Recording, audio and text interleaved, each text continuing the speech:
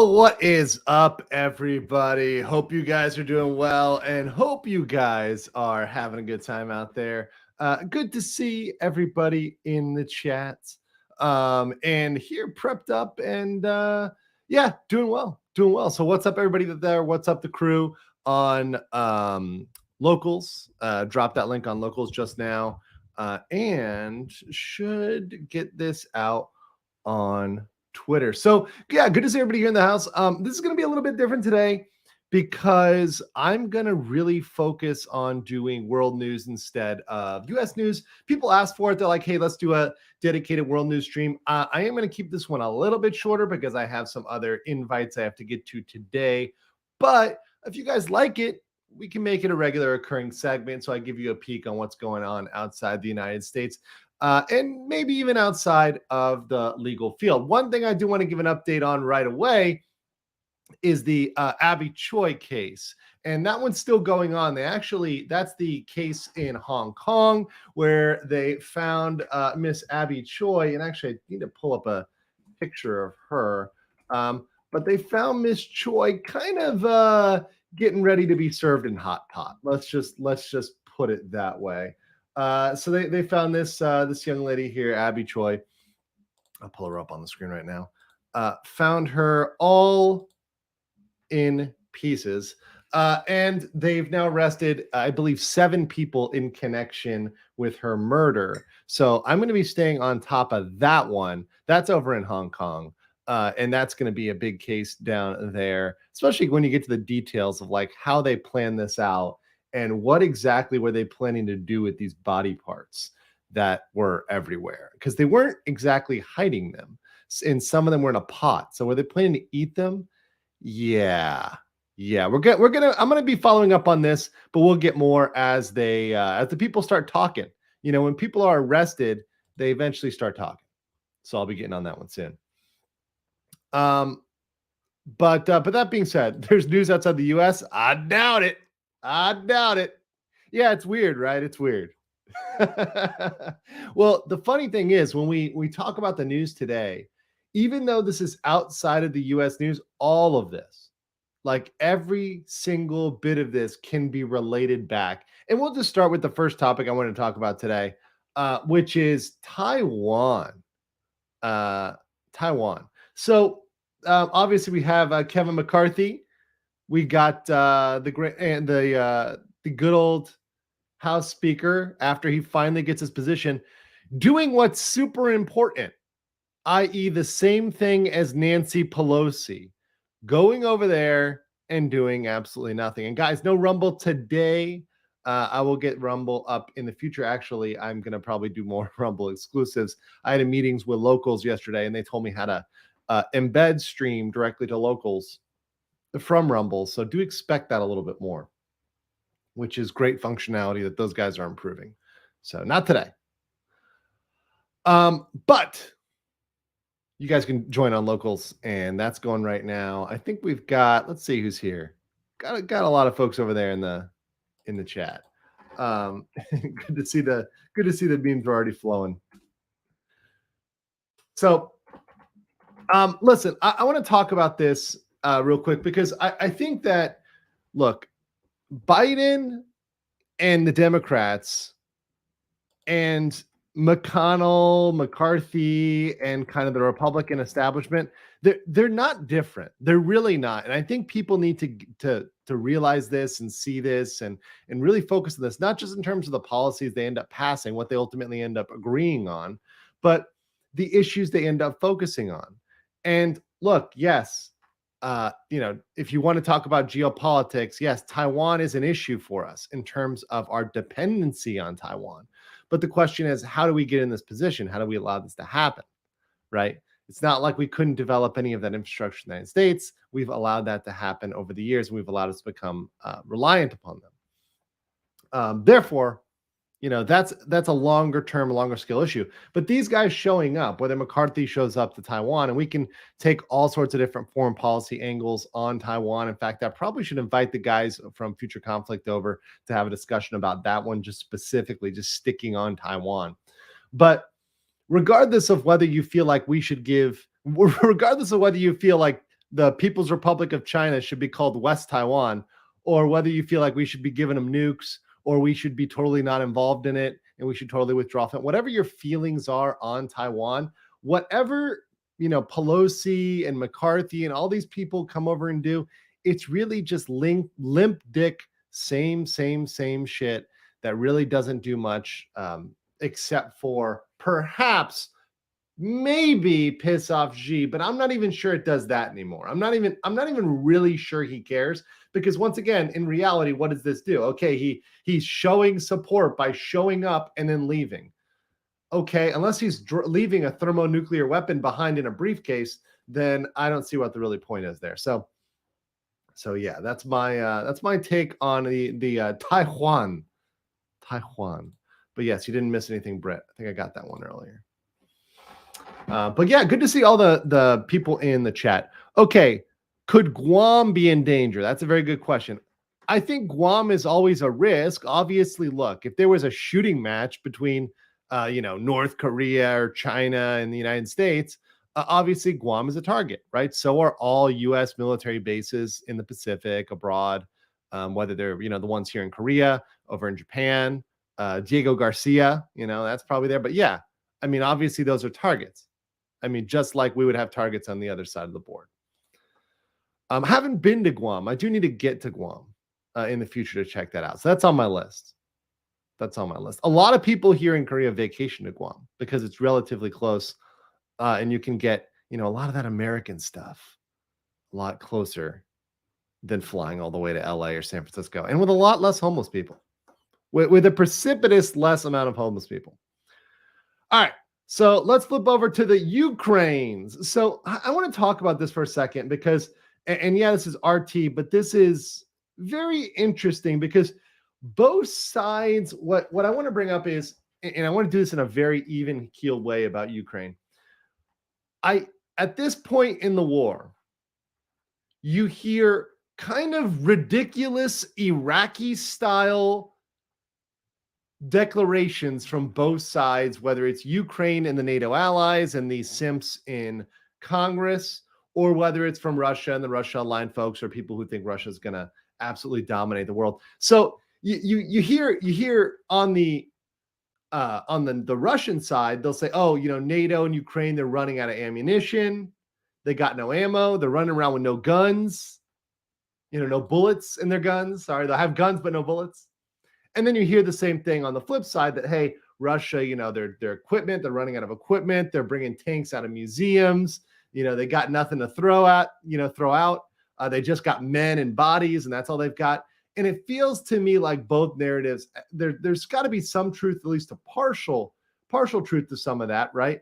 In terms of certain types of shells that are quickly expended. They weren't planning on firing certain types of shells for over a year, right? You'd plan in most modern militaries for a limited engagement.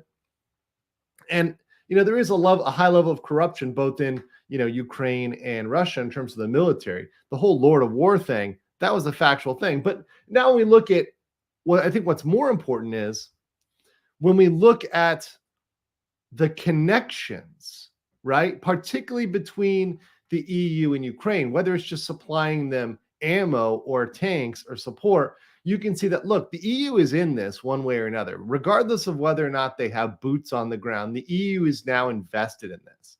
And it has become something that the EU will lose face over if the conflict is resolved in a way that is not favorable for Ukraine. So now you have two sides of the coin. And I would say to a certain extent, the US will also get a bloody nose if it's not resolved in a way that's favorable to Ukraine. So, by the way, vice versa, Russia's invested enough and made enough of a commitment that if it loses its territorial gains, they're going to lose a lot as well. So you've got two sides that are heavily invested in a conclusion.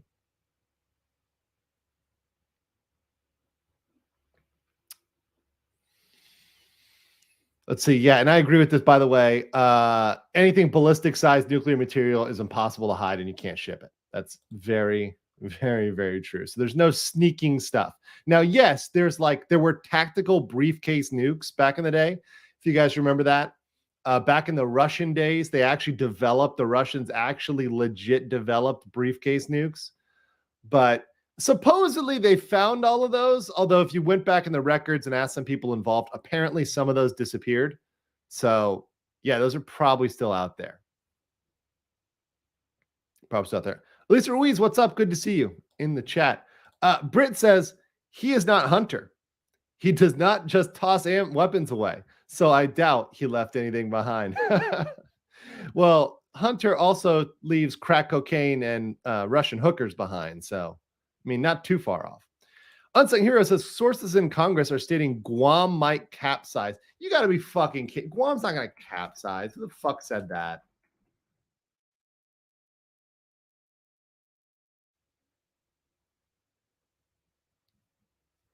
Yeah, that was at Hank Johnson. Yeah, the Democrat. Oh, yeah, the Democrat from Georgia. Yeah. I remember that statement. Okay, yeah, I remember actually playing that clip. That's the brain deadness of the left. They just will repeat anything. Anything. But yes, Nancy's right here. All imports and exports get scanned for nuclear material. You're not getting nuclear material in or out. It's not happening. But yes, there were briefcase-sized nukes. There were mortar-sized nukes. There were nuclear bazookas. Look up the Davy Crockett if you ever want to see something fun. Back when we thought we were going to have to just defend this small gap in Germany. And we're like, well, one way to plug a gap is with a nuke. And I'm like, that's not necessarily wrong. By the way, a fun fact about Korea being over here. They actually were down with the plan to nuke their own country in order to stop the commies.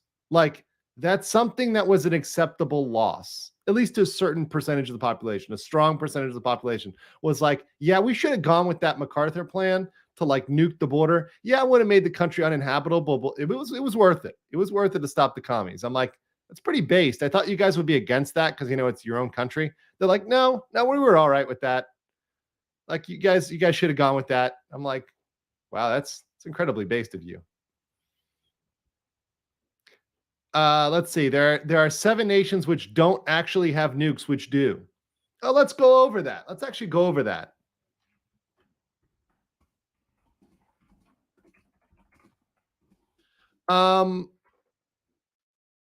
So the countries that don't have nukes that probably do. Let me go over that list because I think the ones that what's up, Jeff? What's up, Legal Vices? Good to see you, brother. Fun fact about Korea, we are here. Yes. So countries that don't have nukes but actually do. Let's think about that for a second. Pull up a world map. We'll do the little world map exercise here. Okay. So let's start in our neighborhood, me and Legal Vices, right? So let's talk about this real quick. So countries that don't have nukes that probably do. Well, first of all,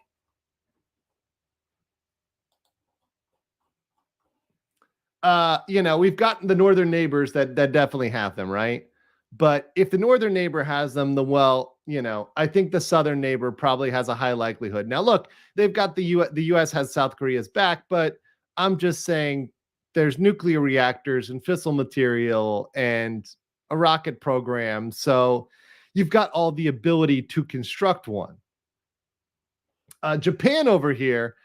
And now if you talk to my good friend Max Mura, who's probably not awake, he's probably in some opium den in Kabukicho. But if I was to wake up Max Mura, he could brief you on the fact that Japan probably has nukes.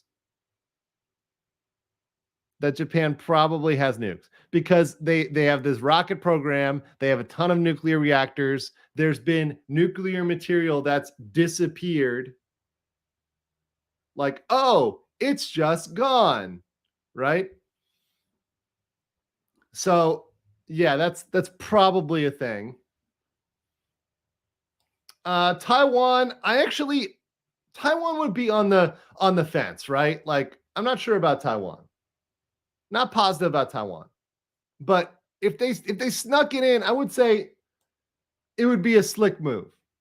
But as soon as they do it, I think they would be on, like, it would be in their best interest to say we have nukes, because that pretty much rattlesnakes off China forever. Because all they would have to say is, well, we're going to nuke Beijing, Shanghai, and a couple other cities, right? Like Guangzhou, Shenzhen. We're just going to nuke all those cities. So they need like 4 nukes to hit the to hit the Chinese mega cities. And it's like, yeah, we kind of got you. West Taiwan has them, but that's openly, right? Let's go over here. What are the other countries? So obviously we have Iran, right? Not so secret working on that. Pretty smart. We have the Jewish people, but that's an open secret. Everybody knows they got nukes. Everyone knows they got nukes. Let's see, where else? I'm actually, where I'm shocked is in Eastern Europe and all those countries where the nukes were housed, even in the stands where they were housed, that none of those accidentally kept them. Like Uzbekistan didn't kind of be like, you know what, we're going to hold on to a couple of those. Because that's where a lot of the silos were. Same with the block over here.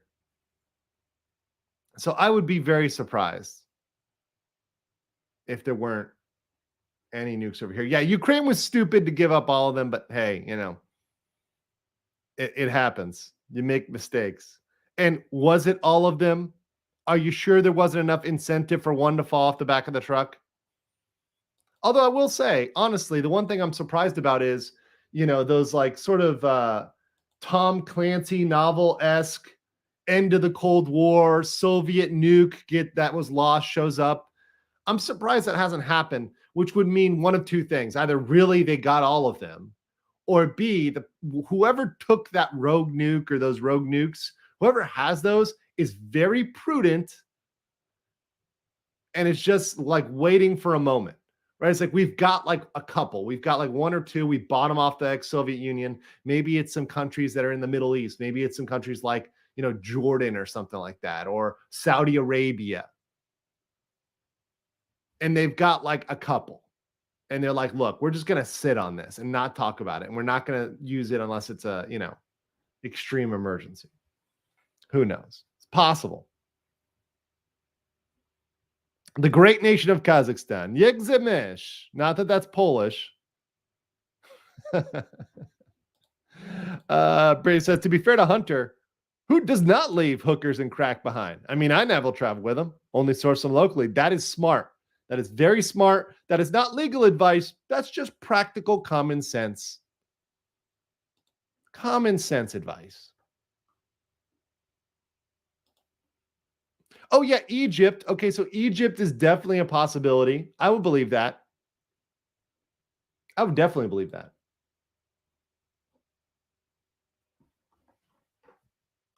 %. I would believe that Egypt has learned to love the bomb. What's up, Ron? Good to see you. South Africa used to, but I believe they gave them all up. And since honestly, like with how South Africa is now, holy shit. Can you imagine if collapsing South Africa had nukes? Jeez. And I do know with this, yes, they need to be maintained. I get it. Hey, I understand that. And Africa does have the most uranium mines. They just have no way to enrich that uranium.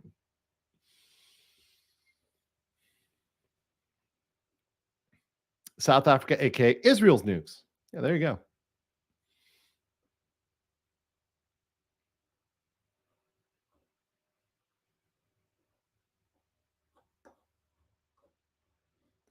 All right, so let's move on to talking about a little bit different countries, right? A different group of countries. And this is one that I didn't have a chance to talk about the other day, but I wanted to talk about it. And this is something we should be really worried about. Instead of worrying about gender identity and pronouns, we should be worried more about this shit.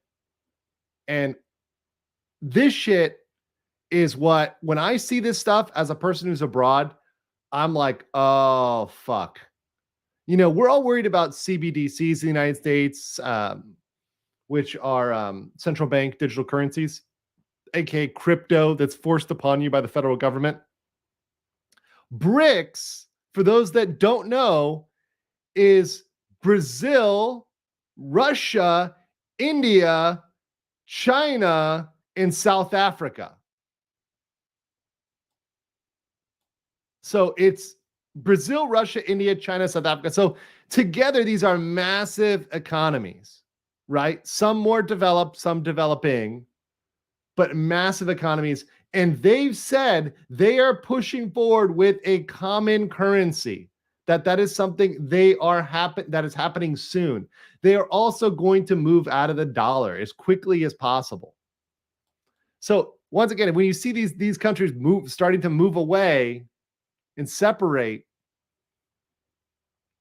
and the fact of the matter is, look, Brazil has far more of an interest, should have far more of an interest in the United States. But what is this a failure of? It's a failure of Joe Biden. It's a failure of the leftist foreign policy. And it's a failure of us to fucking keep the Monroe Doctrine alive. Do you guys remember the Monroe Doctrine? Remember when we used to tell people, hey, Latin America, Central America, that's our jam. You fuck with them, we're declaring war on you. Fuck you, stay out. They're our bitch.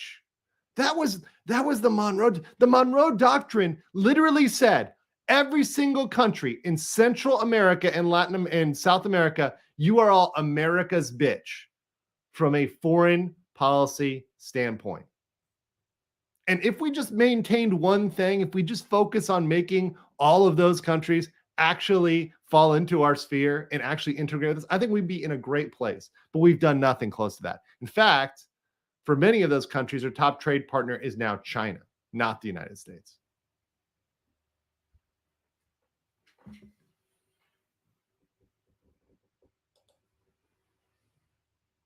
So this is one that always gets me a little pissed. How long until the dollar loses its reserve status? I don't want to put it. I'm not a person who puts a time limit on things.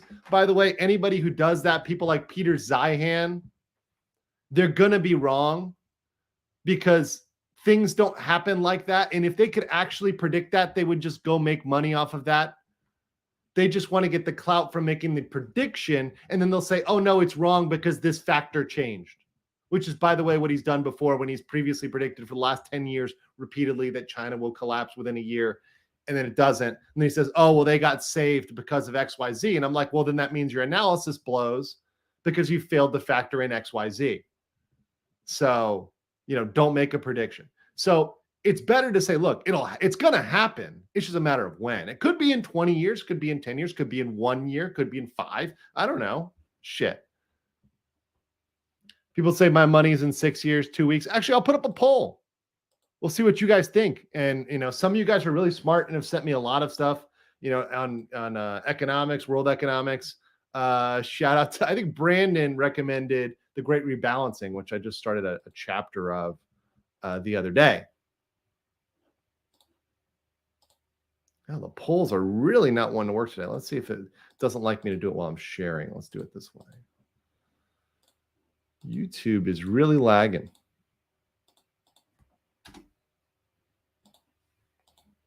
Yeah, really odd. Really odd today. Someone's YouTube's acting up. Guys, there will be a Rumble for the next stream. Don't worry. This one's just a short stream, so it's not getting Rumble loaded up for this one. And also, I think it's having issues right now. There's been some issues on that side. By the way, Cristal Pontac says, we build nukes in RSA. Cool.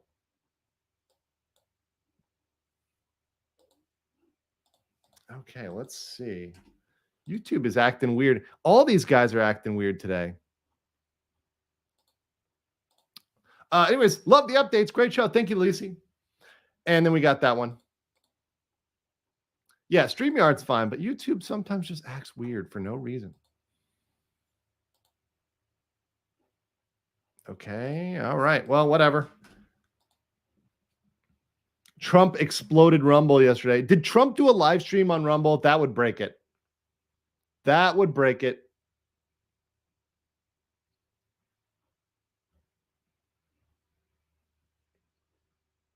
Yeah, and Fiery Red podcast. I mean, it's not just. And by the way, when you say tarred Christians, it's not just tarred Christians. There've been Muslims. There's been Jewish sects. There's been all sorts of people around the world, different religions, fucking Pastafarians, Hail Bot bullshit. That have predicted the end of the world. Whenever they do that, they're wrong. And there's an interesting psychology that goes on there, because there'll be some like a moment of cope, and then they'll come up with some reason like, oh, because of X. That's why the Armageddon didn't happen.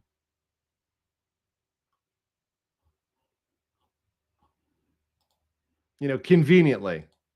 That's why the aliens didn't come down to scoop us up. Just hopefully you haven't drunk the Kool-Aid by then. Like actually physically drunk the Kool-Aid. That'll be a problem. I like that. I'm going to come. Rumble crashes. You can't have too much fun. Rumble doesn't want you to have too much fun. All right. I think YouTube like fixed its bullshit. Maybe. Not even sure. All right. Here we go. Yes, it's fixed its bullshit. Still won't let me do a poll though. Because it doesn't like polls. Only strippers. All right. Really weird today. I don't know what's going on, man. Maybe it's just like there's too much news going on. It's too hot. Brit says BRICS is the outcome of 70 plus years of U.S. around with other countries' economies. We have been running roughshod over the world since the end of World War II. I love the U.S., but you got to call out bad acts of those you love. Yeah, and here's my thing. Here's my thing, Britt. And I had this conversation on Peter Zeihan the other day on my other channel, Go East Gentlemen. If you guys haven't had a chance to check that one out, it's actually a really good video, and I get into it in depth in this video. And if you guys are interested in that, or maybe you're like a Zeihan fanboy, go over to my other channel and check out this video I did right here on that, which is why Peter Zeihan is wrong, right here. So go check that one out. That's a great one on why he is absolutely 100% wrong and things he's wrong about. Now, there's some things he's right about, but there's a lot of reasons why he's wrong. And by the way, guys, thank you for getting that other channel up to almost 1.7K subs. We're on the way up and it's looking great. But let me just say this. If you love America, if you really love America, like you actually love America, you should criticize it, because the only way you get stronger is by holding people to task. Your fathers, your grandfathers, the based ones, not the limp dick ones, they held you to task. They punished you when you got out of line. They told you that shit's stupid, son, and they slapped you upside the head. When you're not acting right, you need to get fucking checked. And too many people are waiting till you get checked by life, whether that's by, running into an issue, getting into a fight, getting arrested, ending up hooked on or addicted to whatever, drugs, gambling, whatever else, alcohol, a lot of lawyers. But they need a reality check. And the thing about America is, if you love America, you should say, America, we have the resources to do this. Why don't we do this? Look what they're doing, right? They're doing it. Let's do it here.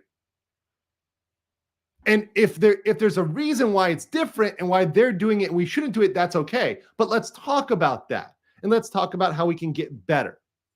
And let's have a real assessment. Let's really compare and contrast.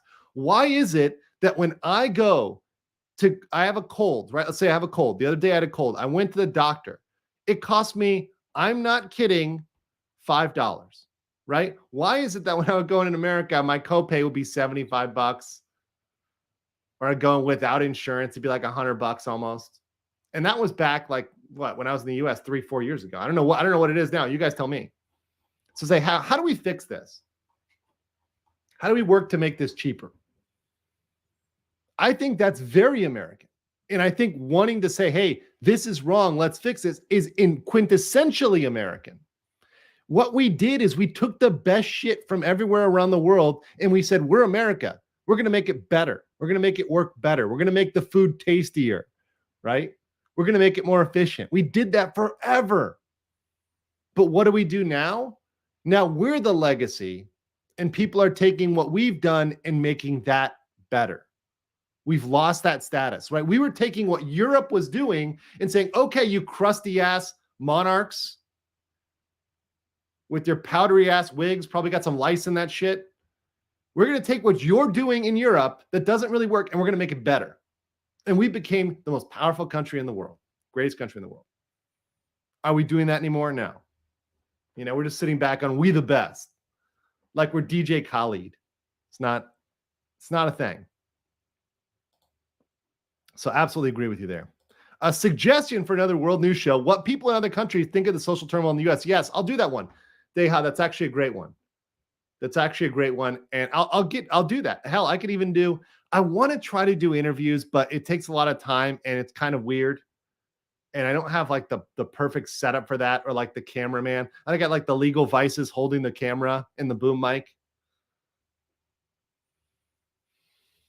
But I mean, when you talk about these issues abroad, most people don't even conceptualize them. And by the way, we'll talk about that because I actually have a article coming up exactly on that, particularly on feminists projecting on other countries abroad. And I'm going to talk about that. Adolf didn't like the Poles either. I love the Poles. Poles are great. I love Poland. I love Polish people. I love the Polish people. They're the best. Now, Poland's great. I actually always have fun in Poland. I've usually been in South Poland. Love the Galician girls. Wow, fantastic.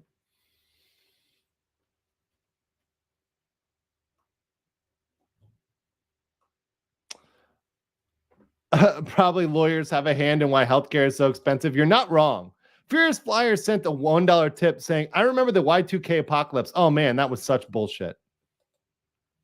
Steve C says one of the problems is with higher costs in U.S. healthcare is subsidizing the rest of the world. We lower our costs, the rest of the world has to go up. That's true. You know, but also we're subsidizing all those folks that are coming in and just running off without paying the bill. I think it's happening now.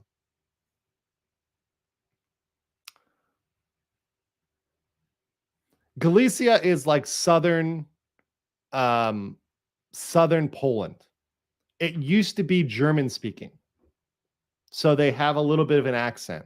And it's like a Silesian accent, they call it, or Galician accent. But they use other words. Like they'll use German words like in the Luft, which would be like in the air. They'll use that, but in a Polish way. You know, same thing with a lot of accents. There's always accents places when there's mergers in Central Europe. There was a lot of population exchange like 100 years ago. We don't talk about that though. All right, so let's talk about some other stuff. First of all, talking about Biden's failed foreign policy, this whole let's keep everybody in the world from buying oil from Russia. Just to be clear, that was never going to work. Japan already broke ranks there. And the thing is that unless you've got something to offer, I don't think America's not going to be able to force other countries on principle to stick with their game plan. Because they're like, look, we're dependent on this. Like, we need this to keep our prices down. Our people want to pay less, so we're going to do business with these people. It's just a pragmatic thing. And we certainly don't have the sway we used to. So I think this is one of the chips, especially coming after the Ukraine article, that kind of breaks the narrative, right? Because the narrative has been that there's this solid NATO bloc, that everybody's in this together, but that's not really the case. A lot of countries, particularly countries in Asia, are like, we kind of don't give a fuck about Ukraine. Like, to be honest, we're going to pretend like maybe we put up the Ukraine flag for a second, but nobody gives a shit about Ukraine. When you talk about Ukraine over here, if you're in, Japan or South Korea or Singapore, or Malaysia, Thailand, Laos, Vietnam, they don't really give a fuck about it. They got their own problems. They don't need to worry about Ukraine, which is kind of the attitude that we should have had from the start. So I just want to bring that up. All right. Next, and this ties in. So I don't know if you guys saw Matt Walsh. Matt Walsh had a fantastic argument with a trans activist on what is a woman. And this was a fantastic clip by Matt Walsh. I can try to find that one.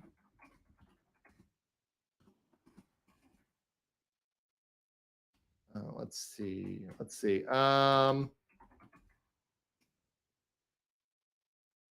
So I can try to get that one, but there's a clip where essentially, so if you ask me, the issue is that there was this trans woman coming up and saying, "You're a bigot, you're a horrible person, Matt Walsh."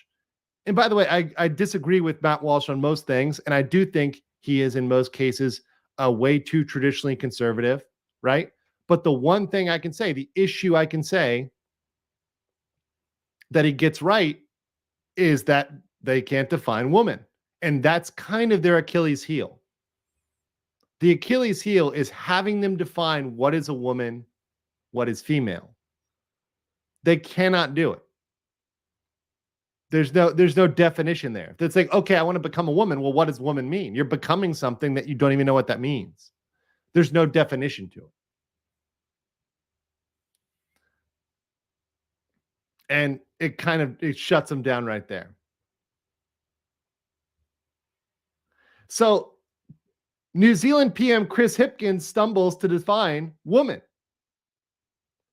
So when he went to define it, he goes, to be honest, that question came sort of out of left field. Biology, sex, gender, people define themselves and define their own genders. I wasn't expecting that question. So it wasn't something I had a pre-formulated answer on. Look at that. These guys have to prepare a response just to answer what is a woman. Just to answer what is a woman. And of course, they get blown up by the ultimate turf. The ultimate turf, J.K. Rowling. And by the way, for those that don't know, turf means trans exclusionary radical feminist. And this is part of the thing that I've seen that's blowing up in America. But also, look, when I lump together foreign countries, I tend to lump together countries like New Zealand, right? Because, and God, look at that. God, Jacinda Ardern, such a decay.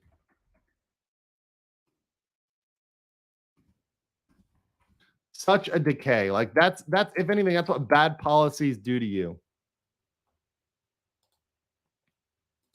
If you guys haven't seen the photo, I love this photo of Jacinda, this collage for Jacinda Ardern, the former Prime Minister of New Zealand, right? Like this is what bad policy does to you, you know? Oof. Big oof, right? So look,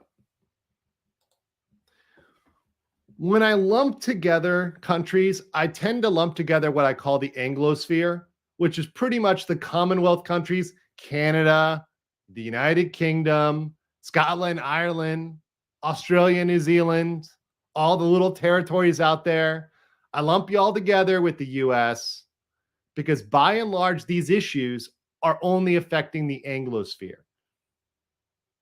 Now, the individual politics of those countries is different, right? And most of those countries, by the way, are far left of the United States.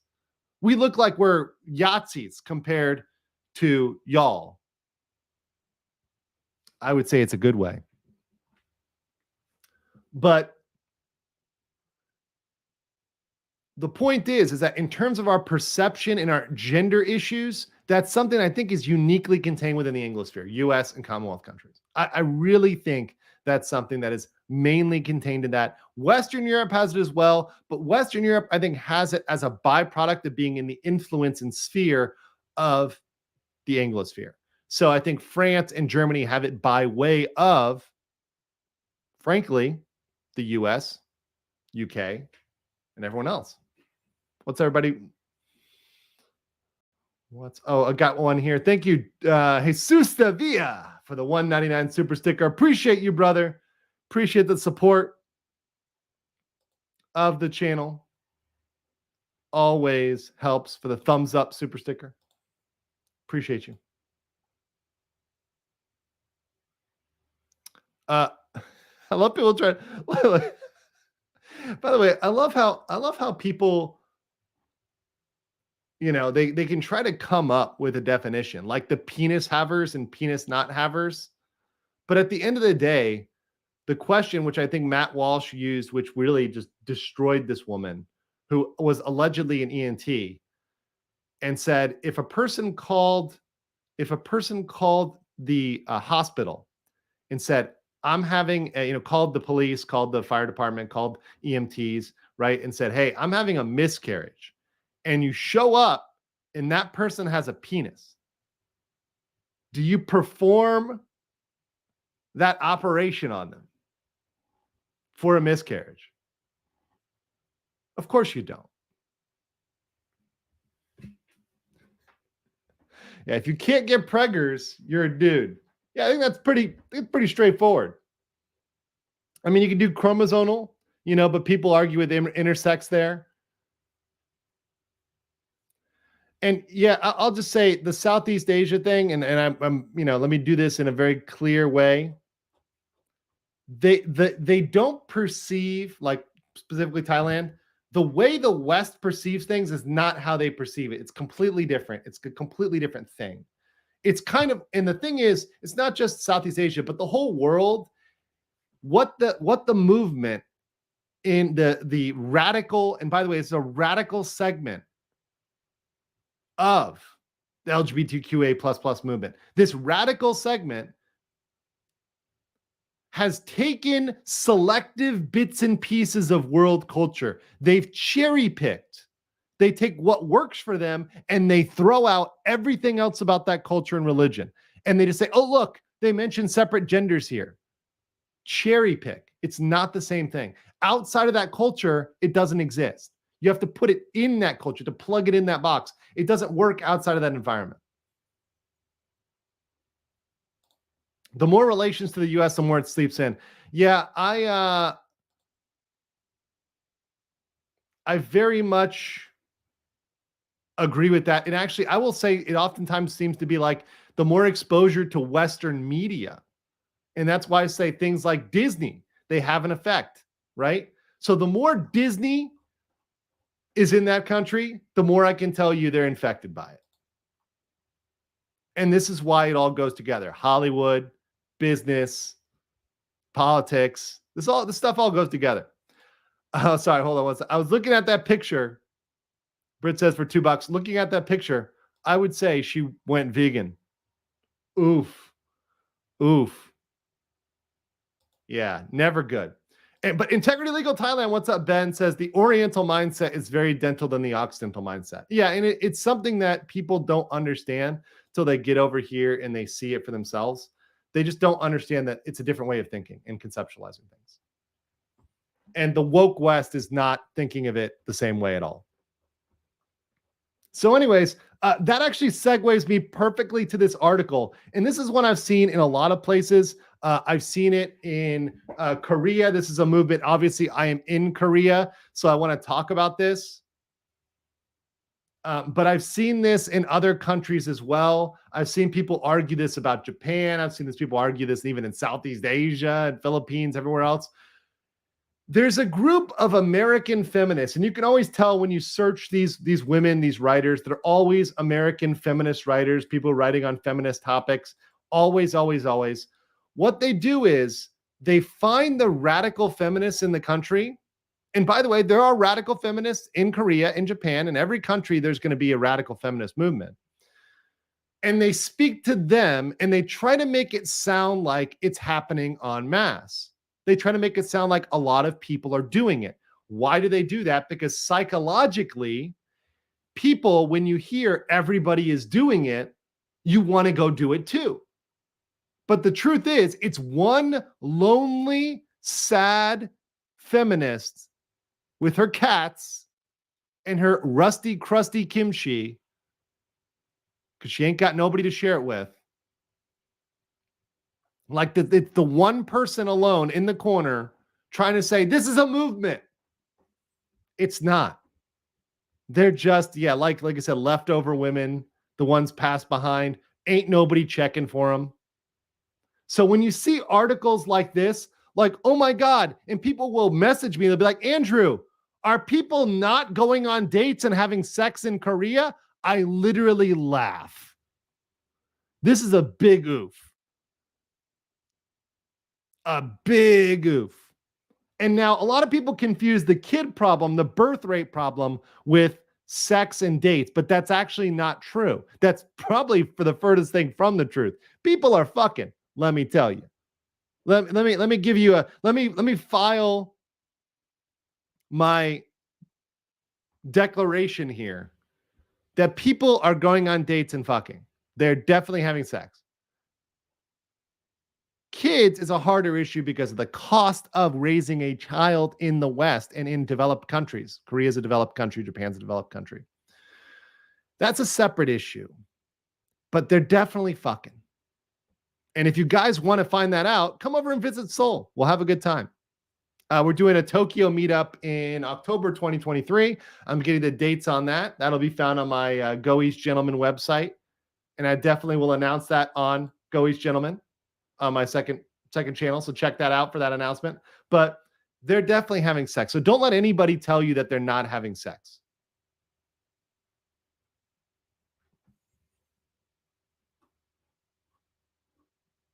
So these type of articles are pure propaganda. There's no standing up to machismo. They're not out there like, oh my God. No, they're out there like, Opa, I wanna go to Jeju. I want to go to the island. They're out there. They're out there being feminine, and the guys fall for it, and they fall into it. And it's that relationship is still very much there. The feminine and masculine relationship is still there. Vladimir Perez says, true, America's biggest export is propaganda and sus agenda, hedonism agenda, and anti-family agenda. Yes. And actually, speaking of anti-family agenda, I will be on Modern Life Dating after this to talk a little bit about the Trump indictment. So I'll be on that, and then I'm going to be on Nina Infinity's show after that. So I've got back-to-back streams today. I'm kind of nonstop today. So it's going to be great. And then I want to kind of end this with the last number, and this is a kind of a big one, which is the WHO dropping out staggering infertility statistics. This is the one where I really want to get to. This is the type of stuff we do not talk about. It goes undone. By the way, a subset here is a second linked article about the drop in testosterone in American males. And by the way, it's in the West in general. But the precipitous drop, and we're talking about, for example, your grandfather probably had a testosterone level at like, 100, 1,000 in terms of units, right? And we're just going to talk in terms of units. So like 1,000 guys today, like if you're the like normal regular range is like 200 to 300. So it's kind of divided by 5 there. But a lot of guys, they're in the hundreds, and women can be in the 30s. So, I mean, they're coming close to female level of testosterone. Coming real close. And certainly if females are getting juicy, they can definitely be up there in male territory. But yeah, I think that this is definitely linked. I mean, testosterone drops, infertility rises. And by the way, when testosterone levels get low, sperm counts, start having trouble.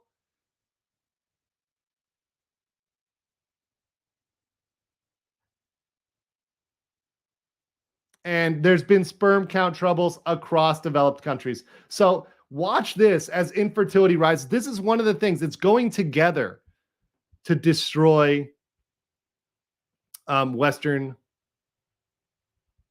birth rates.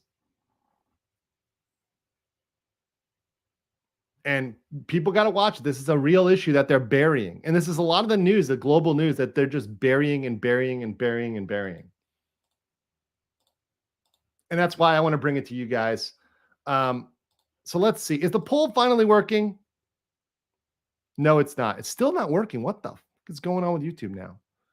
All right. Well, if you guys like this, put a W in the chat for world news. If you did not, put an N. But if you guys liked it, I think maybe bi-weekly I'll do a world news update. Not every week. There's not always enough every week. Maybe like bi-weekly I'll do a world news update. Maybe on the off days when I'm not doing Pimpcast, because I have Pimpcast next week. I'm going to try to get it going next week. Already got Ty Beard confirmed. Probably going to have Joe Ball as well. Can I try to have Drex? Oh, a lot of W's in the chat. Awesome. Appreciate y'all. So I think I'll be doing a world news update then. Yeah, I see. Okay, a lot of W's. So I will be rocking this on a regular basis. I'm over here in Korea, so I get different news than you guys. What I hear and I see is much different than what you guys see. And I want to keep you guys informed on what's going on, as well as what the perception of America is and what the true perception of America is in our policies from abroad. By the way, it's not always good. In fact, oftentimes people will ask me, what the fuck is going on over there? Or is this really happening? Like, for example, they'll ask me about the trans kid stuff, and I'll say, yeah, that's really happening. That's like actually happening. It's not fake. It's not made up. This is real. Vladimir Perez says, America's biggest export is propaganda. Yep, got that one. Raging Golden Eagle just did a vid on the radical feminine woman movement in Korea. Crazy to the nth degree. Of course, he went full alarmist. Yeah, I think I love RGE, and he has good content, but let me just say this. Those guys don't live here, to be completely honest. And I love them. They're great, but they don't live here. So I think they are reading the articles and taking them at face value when they're written by radical feminists. So I can talk to RGE about it. Actually, I think he may have actually. Let me see if he has me on Twitter. I don't know if he's got booted, but I'm happy to talk to him about it. Like, he's a good guy. Like he's definitely wrong about it. So I'll talk about it. I mean, once again, it's easy to be fooled by this. And look, Soul Jack is over here. 90% of Korean women are very conservative. Yes, this is still true. So when you get worried about 1% or like not even 1%, they're like literally a tiny group of people of leftover women, of salty leftover women. It's not worse in Korea. No, anyway. Now, I will say this. The ones that are salty are very salty, but they're so small in number as to be just like completely disregarded. I believe in Japan, they call them Christmas cake because nobody wants to eat stale, old, crusty Christmas cake. Yeah, and Integrity Legal says it here. 90% of Asian women in general are very conservative, right? So the total number is generally conservative.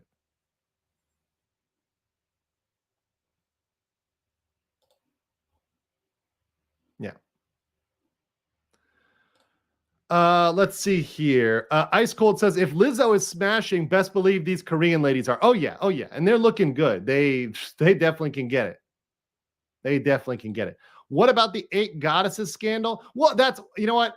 I'll save that one for another time, but that is, I'll bring that one up. It's a good one. I'll put a pinhole in that. Yeah. Sorry. Yes. Kirnath, over 25. I'm sorry. Over 25 is the wall in Korea, in Japan. Yes. Correct. That's correct. You're good, Kirnath. You're good. But what I'm saying is that these older women, the leftover women, when they hit that point in which they're called Christmas cake, when they make that leftover woman status, some of them get salty. Yeah, good stats from Modern Life Dating. 25% of women 18 to 39 are virgins. Read this again. 18 to 40 nearly. So this is the prime of their sexual life. 25% are virgins. That's conservatism. Virgins. Yeah. Check that, America. That shit does not even. What is it, America? 10? Like 10 girls and they're in Amish country? Not even. Anyways, Leprechaun, $20. Thank you so much. Appreciate you. All right, guys. I'm headed on over to Modern Life Dating's chat, talk about the Trump thing. Then I'm going to be over on Nina Infinity's channel. So if you want to go to Modern Life Dating, check them out. That's cool. Do that. Awesome channel. Going to link that out. And I will see you guys over on that channel. And otherwise, I will catch you guys later. Peace. And I'll be back tomorrow with Rini Draws. We're going to be talking comics, how to do women right, talking about titties, the uniboob. Should be great. Asia. Should be a fantastic conversation. Peace.